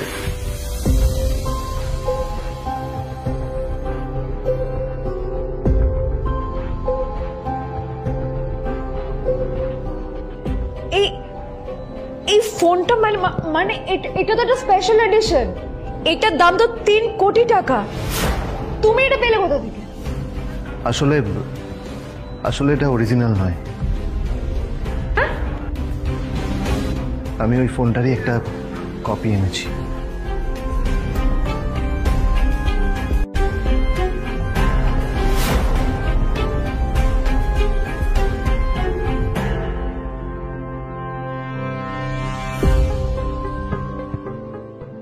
কিন্তু আদ্রিতার নীলের কথা একটু সন্দেহ হয়, কারণ ফোনটা দেখে একেবারেই আসল বলেই মনে হচ্ছিল। পরের দিনই আদ্রিতা ওই কোম্পানির শোরুমে গেল। এই ফোনটা একটু দেখুন না প্লিজ। ওয়াও, আচ্ছা ম্যাম, আপনি কি মিস্টার রয় চৌধুরীর বন্ধু? কে মিস্টার রয় চৌধুরী? ও, আপনি কি ওই রয় চৌধুরী গ্রুপ অফ ইন্ডাস্ট্রিজ এর মালিকের কথা বলছেন? হ্যাঁ। না না, আমি ওনাকে চিনি না। আমি কেন, আমার মনে হয় কেউই ওনাকে চেনে না। বড় বড় মানুষেরাই ওনা দেখা পান না। আমিও কোনোদিন ওনাকে দেখিনি। কিন্তু সাডেনলি আপনি এই প্রশ্নটা করলেন কেন? অ্যাকচুয়ালি ম্যাম, আপনার হাতের এই ফোনটা আসলে এটা ফোনের স্পেশাল এডিশন। এই কাটিং, এই ডিজাইন, এই লোগো, এটা জাল করা ইজ নেক্সট টু ইম্পসিবল। আর গোটা ভারতে বিক্রি হওয়া এই ফোনের সেকেন্ড পিস এটা, যেটা মিস্টার রয় চৌধুরী কিনেছিলেন। সেতুরে জিজ্ঞেস করছি ম্যাম, আপনি এই ফোনটা কোথা থেকে পেলেন? তবে কি নীলই মিস্টার রয় চৌধুরী, নাকি নীল এই ফোনটা চুরি করেছে? বেকার নীলের কাছে কোটি টাকার ফোন কোথা থেকে এলো? নীলের সত্যিটা তাহলে কি? আর ও যদি সত্যি বড় লোক হয়ে থাকে, তবে ও নিজের শ্বশুর বাড়িতে খরচামাই হয়েই বা থাকে কেন? আদ্রিতা এসব কথাই মনে মনে ভাবছিল। তবে আদ্রিতার বিশ্বাস ছিল যে কোনো না কোনো মতলব করেই নীল এই ফোনটা আদ্রিতার জন্য নিয়ে এসেছিল। কিছুদিন পর আদ্রিতা সেই ফোনটার কথা ভুলে গেল। নীল সকাল সকাল ঘুরতে বেরিয়েছে বাইরে।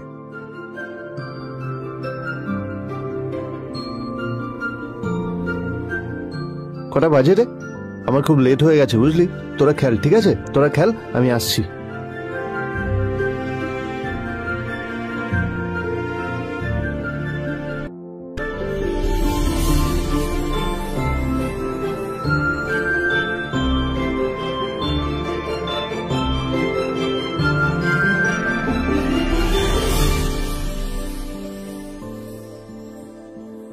নীল, জল পড়ছে না কেন দেখো না। নীল, নীল, নীল কোথায় গেল? নীল,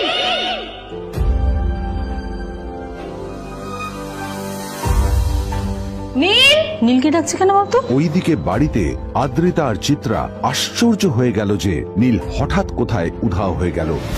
মা তোমাকে কিছু বলে গেছে নীল? হ্যাঁ, কোথায় গেছে ও? না, আমি ওর কোনো খোঁজ খবর রাখি না। আমার একটা কথা মনে হচ্ছে, ওকে না এবার একটু শীতে করতে হবে। একটা কাজে যদি আসতো ছেলেটা, যখনই কোনো কাজের কথা বলি ভ্যানিশ হয়ে যায়। আমি ওকে বলেছিলাম R&B গোল্ডেন ডায়মন্ড থেকে আমার সেটটা নিয়ে আসতে, আনেনি। আজকেও ভালো করে অফিসে নিয়ে যাব, ভ্যানিশ হয়ে গেল। কোথায় গেল কে জানে। আমার ভাগ্যে জুটেছে এরকম একটা ছেলে। তুমি কেন বিয়েটা দিয়েছিলে আমাকে? এটা আবার কি বলছিস? আমার কি দোষ? দেখ, ওই অসভ্য ছেলেটার সাথে বিয়ে দিতে চাইনি, যা করেছে তোর বাবা করেছে, এটা আমার কোনো দোষ। তখনই হঠাৎ নীল সেখানে এসে উপস্থিত হলো, কিন্তু ও দুজনকে উপেক্ষা করে ভিতরে চলে যাওয়াই শ্রেয় মনে করল। এই যে লাট সাহেব ফিরলেন রাজকার্য করে, এদিকে এসো, তোমার ফাঁকিবাজির আলোচনাই এখানে চলছে। মা প্লিজ থাক, মা থাক, ভাল লাগছে না। এমনিতেই অফিসের জন্য আমার লেট হয়ে যাচ্ছে, আর বিজন আমার ওয়েটও করছে। বিজনের নাম শুনেই নীলের মুখটা ফ্যাকাশে হয়ে গেল। আদ্রিতা নীলকে উপেক্ষা করেই বলল, আরে যে এই ছেলেটার মতো আর একটা ফাঁকিবাজ না তুমি পাবে না। তুমি কেন দাঁড়িয়ে আছো? এই যে শোনো শোনো শোনো শোনো, দাঁড়িয়ে আছো কেন? তোমাকে আমি বলেছিলাম R&B গোল্ড ডায়মন্ড থেকে সেটটা তুলেছো, তোলোনি তো। এইটা চাই না আমার। তুমি আমার সাথে অফিসে যাবে, ফেরার পথে তুমি সেটটা নিয়ে আসবে। তোমার জন্য সবসময় লেট হয়ে যাবে, তোমার জন্য বিরক্ত লাগে। আর ব্যাগটা নিয়ে ওর পেছন পেছন কোথায় যাচ্ছ? যা দিয়ে ওখানে রেখে এসো। নীল চিত্রার সাথে মাঝে মাঝে ঝগড়া করলেও তার স্ত্রী আদ্রিতার সাথে ও কখনো ঝগড়া করত না। সত্য সব অপদার্থ।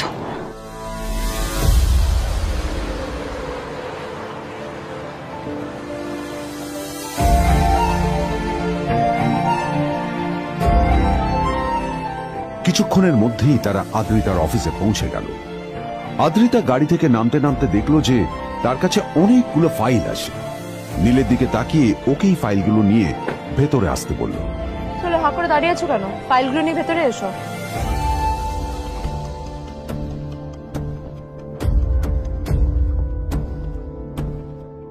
আদ্রিতা যখন ওর ক্যাবিনে পৌঁছলো তখন দেখলো সেখানে আগে থেকেই ওর বন্ধু এবং বিজনেস পার্টনার বিজন বসে ওর জন্য অপেক্ষা করছে।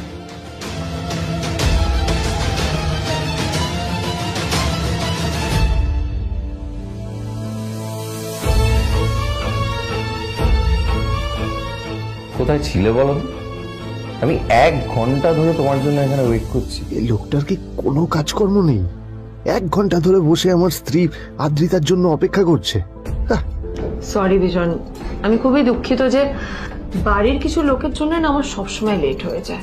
আদ্রিতার কথা শোনার পর বিজনের 1 ঘন্টা অপেক্ষা করার অভিযোগ 1 মুহূর্তের মধ্যে মিলিয়ে গিয়েছিল। কি হলো? হাসছো কেন? লটারি পেলে নাকি? লটারি? হ্যাঁ, তুমি আসা মানে আমার কাছে লটারির থেকেও বেশি দাম। তবে তার থেকে কিঞ্চিত কম দামি একটা গিফট আমি তোমার জন্য এনেছি।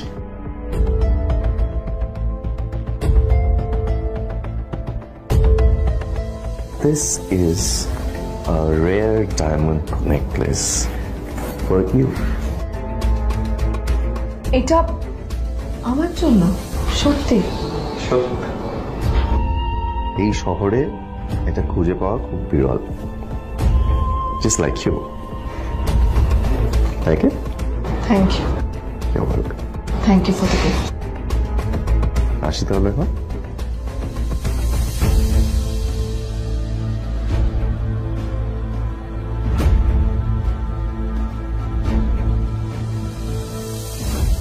আদ্রিতা, আমি আজ পর্যন্ত তোমাকে কোনো রকম উপদেশ দিইনি, কিন্তু আজ আমি তোমাকে বলতে বাধ্য হচ্ছি। এই যে এই লোকটা তোমাকে শুধুমাত্র ইমপ্রেস করার জন্য একটা নকল সস্তার হীরের গয়না দিয়ে গেছে। এরকম একটা লোকের সাথে তোমার মেশা উচিত না। ভবিষ্যতে কিন্তু তুমি বিপদে পড়বে। আদ্রিতা, আমি তোমাকে কথা দিচ্ছি, আমি তোমার জন্য আসল রেয়ার একটা হীরের গয়না এনে দেবো, এর চেয়েও দামি, এর চেয়ে অনেক অনেক বেশি দামি। তার জন্য আমাকে যাই করতে হোক না কেন, আমি তোমাকে একদিন ঠিক এনে দেবো, ঠিক এনে দেবো তোমাকে। তাদের বিয়ে হয়েছে 2.5 বছর। এর মধ্যে প্রথমবার তার মনে হলো নীল তার জন্য লড়াই করছে। নীলের এই রূপটা দেখে আদ্রিতা চমকে গেল। আজ প্রথমবারের মতো আদ্রিতার মনে প্রশ্ন এলো, নীলকে নিজের থেকে দূরে সরিয়ে রেখে আমি কি কোনো ভুল করছি? না না, এটা আমি কি ভাবছি? বিজন আমার বিজনেস পার্টনার, ও আমাদের মেইন ইনভেস্টর। নীলের এই অ্যাকশনের কারণে বিজন আমার কোম্পানি থেকে ব্যাক আউট করে গেলে কি হবে? না না না না না, নীলের জন্য আমি আমার এত বছরের পরিশ্রমকে জলে দিতে পারি না। আমার নীলকে নয়, আমার বিজনকে প্রয়োজন। এইসব ভাবতে ভাবতে আদ্রিতার নীলের ওপর রাগ হতে শুরু করে। আদ্রিতার রাগ তখন চরমে উঠে যায়। আজ প্রথমবার নীল আদ্রিতার সাথে খারাপ ব্যবহার করেছে। How dare you! তোমার এত বড় সাহস! হ্যাঁ, তোমাকে কে অধিকার দেয় বলো তো যে তুমি আমারই অফিসে দাঁড়িয়ে আমাকেই এতগুলো উল্টোপাল্টা কথা তুমি শোনালে? তোমাকে এখানে আনাই আমার ভুল হয়েছে, সবচেয়ে বড় ভুল হয়েছে। এবার চুপচাপ এখান থেকে বেরিয়ে যাও, right now. Get out! Neel আদ্রিতার এই কথার কোনো উত্তর দিল না। নীল জানতো যে ও যতই কথা বাড়াবে আদ্রিতা ততই বেশি রেগে যাবে। আদ্রিতা যেন তেন ভাবে নিজের রাগ চেপে ব্যাপারটা ওখানেই শেষ করার চেষ্টা করলো, কিন্তু ও তো জানতো না যে ব্যাপারটা তখন সবে শুরু হয়েছে। কি হলো, শুনতে পাচ্ছিস না? কালা নাকি? আমারই সামনে দাঁড়িয়ে আমার কেনা গিফট নিয়ে তুই মজা করলি? কত বড় সাহস রে তোর! নিজেকে তো বিক্রি করে দিলে ওরকম একটা ডায়মন্ড নেকলেস তুই কিনতে পারবি না। তোর এই গরিবের পারফিউম, সস্তা শার্ট, পায়ে একটা ফাটা চপ্পল নিয়ে নিজেকে বড় হিরো মনে করছিস? তোর নিজের কত দাম সেটা তোর নিজের জানা উচিত। Zero, big zero. সালা খরচা মাই চল।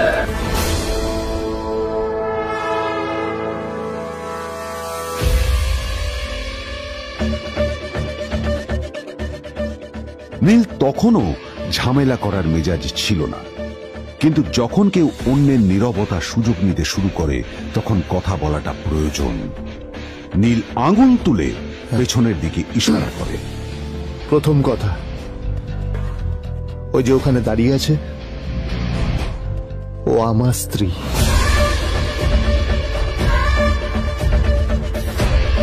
তাই আমার স্ত্রীকে তোমার নেকলেস দেওয়ার কোনো অধিকার নেই। ওকে যদি নেকলেস দিতে হয় তাহলে আমি দেব। তাই এসব ফ্রডগিরি বন্ধ করো। আর দ্বিতীয় কথা, যার পকেটে পয়সা নেই ঝনঝন আওয়াজ করা তার মানায় না।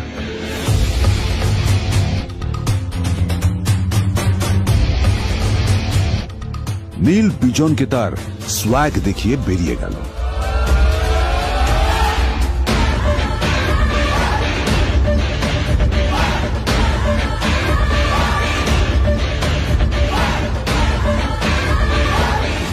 আদ্রিতার রাগে গজগজ করছিল। ওর জ্বলন্ত চোখের সামনে শুধু নীলের মুখটা ভেসে উঠছিল।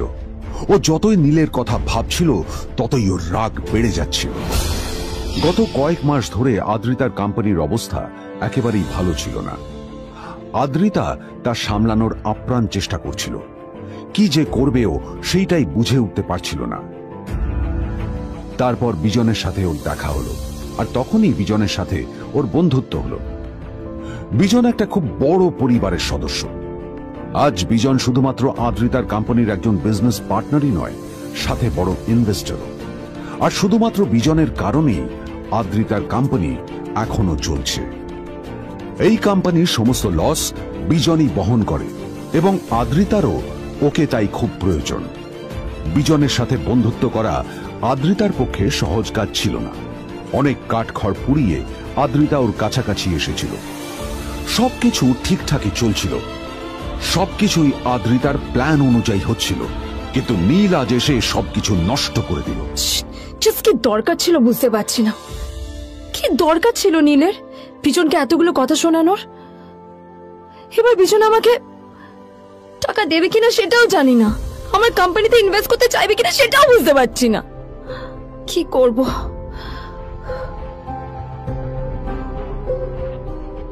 এখন আদ্রিতা ওকে কিভাবে বোঝাবে?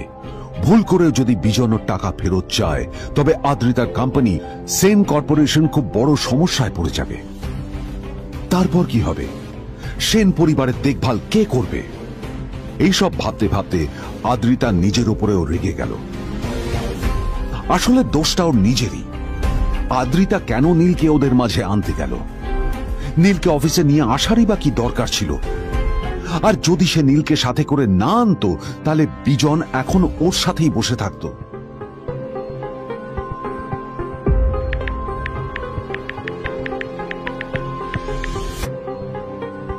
প্যামেলা, আমি মিটিং এ বেরোবো, আমার চেঞ্জটা একটু নিয়ে এসো প্লিজ। Thank you. আর অন্যদিকে সেন কর্পোরেশনের অফিস থেকে বেরিয়ে নীলের খুব ফুরফুরে লাগছিল। তখনই হঠাৎ ওর ফোনটা বেজে উঠল। ফোনটা ছিল মিস্টার রায়চৌধুরীর।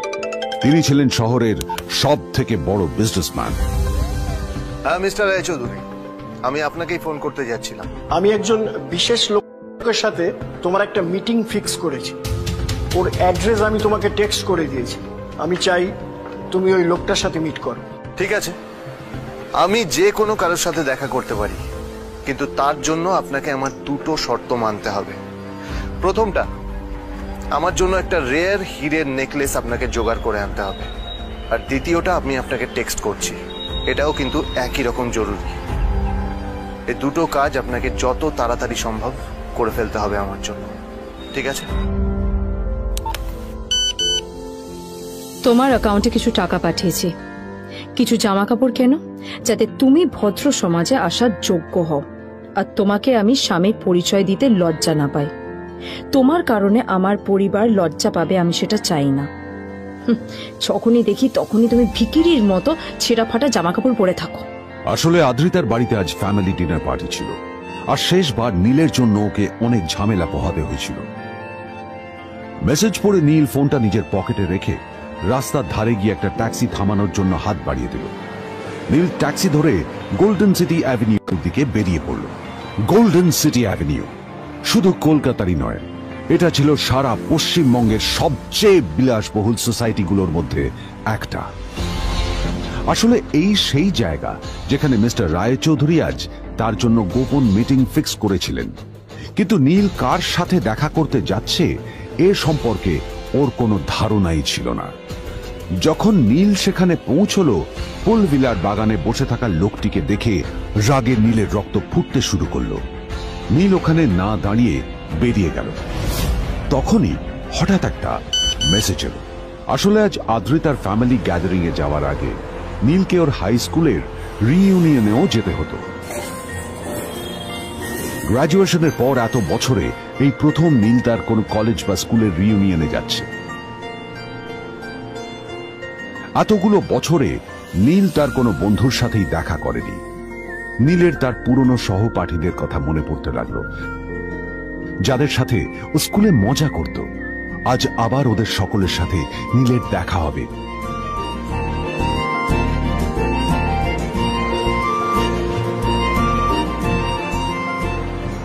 আর এই সব কিছু ভেবেই নীল এক্সাইটেড হয়ে যাচ্ছিল। আসলে সোহিনীকে নীল তার স্কুল টাইমে পছন্দ করত।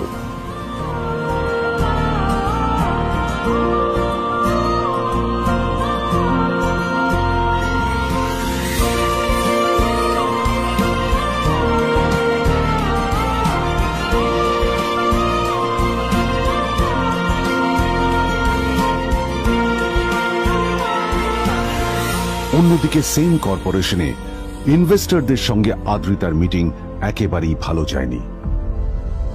তাকে দেখে বেশ গম্ভীর মনে হচ্ছিল।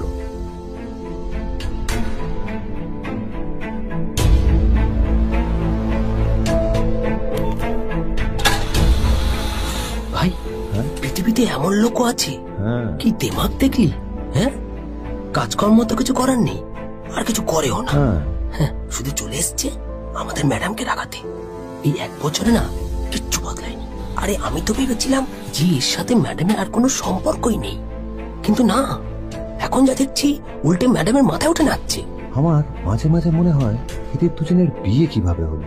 আর বিয়ে তো অনেক পরের কথা, 2 বছর হয়ে গেল এদের এখনো ডিভোর্স হলো না। হ্যাঁ, আমার তো ভাবলে কিরকম অবাক যা লাগছে। বলেছিস।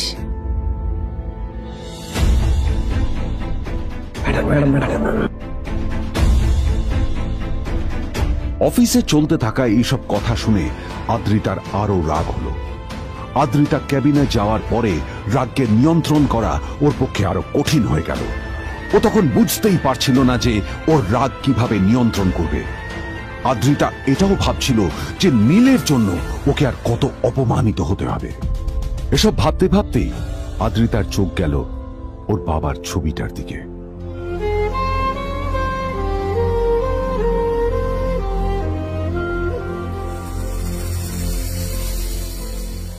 আমি তো তোমার সবচেয়ে প্রিয় মেয়ে ছিলাম বাবা, তাই আমি সবসময় ভেবেছি যে তুমি আমার জন্য যাকে সিলেক্ট করবে সে সব থেকে শ্রেষ্ঠ হবে। তাই আমি নিজে থেকে কখনো কোনো রিলেশনশিপে যাইনি, আর তোমার কাছে বিয়ের কোনো শর্তও রাখিনি। কিন্তু তুমি না আমার সাথে কি করলে?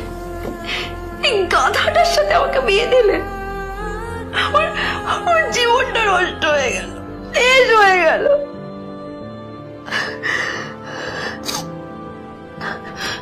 আমি যদি একটু জানতাম যে ও কিছু করে না, ঘর চাপাই হয়ে থাকবে, এইসব কাজকর্ম করে, তাহলে আমি কোনোদিনই বিয়েতে রাজি হতাম না বাবা, কোনোদিন না, কোনোদিন।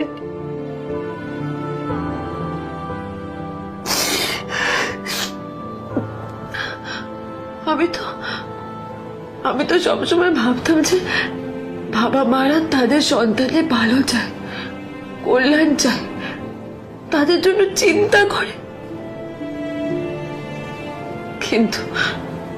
কিন্তু বাবা, তুমি আমার জন্য একটু চিন্তা করোনি। তুমি শুধু তোমার শেষ কর্তব্যটুকু করতে চেয়েছিলে, শেষ ইচ্ছাটুকু রাখতে চেয়েছিলে। পালন করা হয়ে গেছে, আর আমাদের তুমি ছেড়ে চলে গেলে। তুমি আমাকে ছেড়ে চলে গেলে। অন্যদিকে নীল রিইউনিয়ন পার্টির জন্য হোটেল প্রাইম স্টারের দিকে রওনা হলো। হোটেল প্রাইম স্টার ছিল শহরের সবচেয়ে দামি হোটেল। ওখানে শহরের সব বড় লোকেরা যাতায়াত করত। নীল যখনই তার পুরনো বাইকটা নিয়ে ওখানে পৌঁছলো, ওর পুরনো জামা কাপড়, পুরনো বাইক আর ওর পায়ে ছেঁড়া চপ্পল দেখে সিকিউরিটি গার্ড ওকে গেটের বাইরেই আটকে দিল। কোথায় যাচ্ছিস শালা ভিখিরি? না না দাদা, আপনি আমাকে ভুল বুঝছেন। আসলে আমাকে ইনভাইট করা হয়েছে, আমি এই হোটেলেই এসেছি। শালা মিথ্যে কথা বলার জায়গা পাস না? হ্যাঁ, মিথ্যে কথা বলার আগে নিজের চেহারাটা তো দেখতিস। এটা একটা প্রাইম হোটেল, বুঝেছিস? এখানে সব শহরের বড় বড় লোকেরা তাদের বড় বড় গাড়ি নিয়ে আসে। শালা তোর মতো একটা ভিখিরি একটা ফ্যাট ফ্যাটে আওয়াজ বের করা বাইক নিয়ে চলে এসছিস, আর আমি তোকে ঢুকতে দেবো না? দাদা, আমাকে ইনভাইট করা হয়েছে। আমাকে শুনুন, চল আমাকে একবার ঢুকতে দিন আমাকে।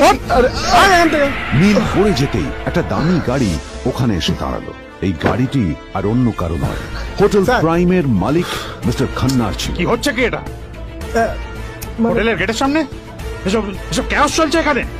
হোটেলের বদনাম হবে না এতে? স্যার দেখুন না, এই যে ভিখিরিটা হোটেলে ঢুকতে যাচ্ছে, আমি বারণ করছি, শুনছে না স্যার? শালা, আপনি কি করতে আছেন? কে, কি হচ্ছে দেখি কে? মিস্টার খান্না তার চশমা খুলে নীলের দিকে দেখলেন, আর ওনার মুখটা হাঁ হয়ে গেল।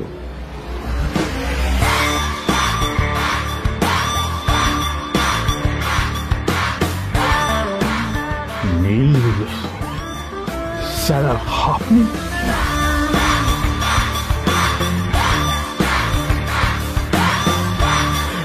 Extremely sorry sir. Sir sir আপনি একটা ইনফর্ম করেননি কেন আমাকে?